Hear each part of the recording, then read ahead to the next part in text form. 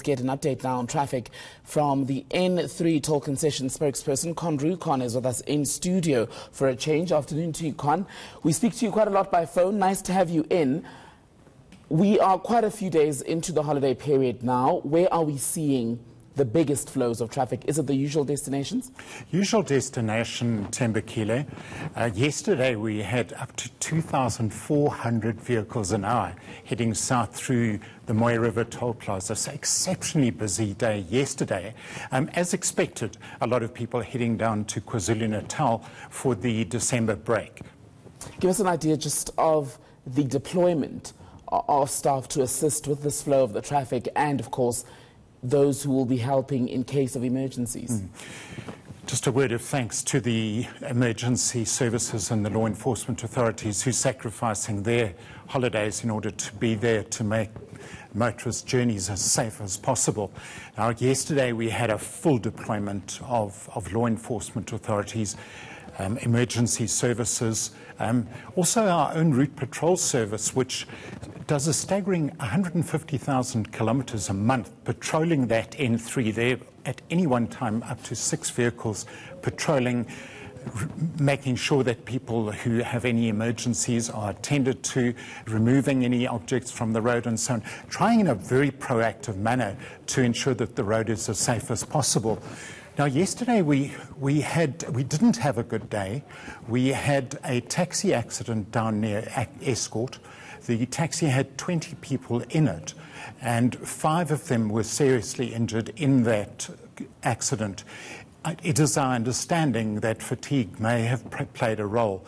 And fatigue is one of the major issues that I want to put forward to our viewers today, is that fatigue is known as the silent killer. And to back up the other taxi accident, we had another heavy motor vehicle crash, which we're fairly certain was caused by fatigue, and 1 person died in that crash. So an appeal to motorists before they set out, obviously to make sure their vehicles are in a road safety condition, but then absolutely importantly to make sure that they are well rested before they set out.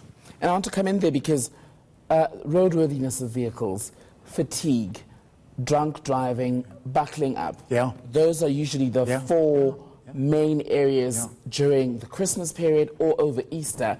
Yet every year when we cover these stories, these problems are ever recurring. Why is it that South Africans are seemingly not getting the message?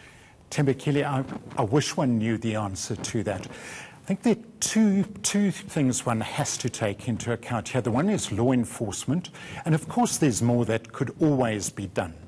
That's on the one side, but especially on the N3, again, a word of thanks to the law enforcement authorities, the Road Traffic Inspectorate, who are out in full force.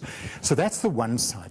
The other side is the element of lawlessness on the part of South Africans. Even when we know that, for instance, it's illegal not to buckle up, but it's unsafe and it's dangerous. We had a crash on Friday a week ago in which 4 people lost their lives unnecessarily. They were thrown from a vehicle which rolled. They were thrown from that vehicle and 4 people died. There were 10 people in that vehicle, by the way. So overloading also played a role. But if they had been buckled up, it is highly probable that they would have survived the crash. So again, a massive appeal to motorists. Please never to go out on the road unless you are properly buckled up. And that applies not only to front seat passengers, but to rear seat passengers as well. And very importantly, to any infants or young children in the vehicle. These operations come at a great financial cost. Budget-wise, how much is set aside to make sure that you are able to keep all of these operations running until everyone is back at work or at school? Yes. I don't have the budget figure at my fingertips, but it's a very significant figure.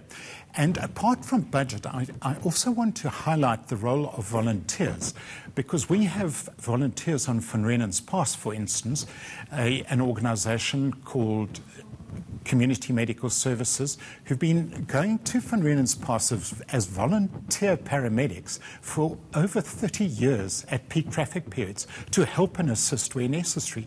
BMW on call, likewise, they have been there for over 30 years assisting motorists. So it's not only the budgetary aspect, but also that sacrifice that many people are making in order, as I said earlier, to try to ensure that people's lives and the journeys are as safe as possible. We, for instance, do our very, very best at N3 TC to ensure that the road is in exceptional condition for the Christmas period. And there are no roadworks whatsoever. All roadworks have been completed. So the road is in great condition. We can only do so much. The law enforcement authorities can only do so much. Thereafter, it's up to the person behind the wheel. Roux, thank you so much for your time. That was Roux from the N3 Toll Concessions Company, giving us an update there on what's going on our roads over these holidays.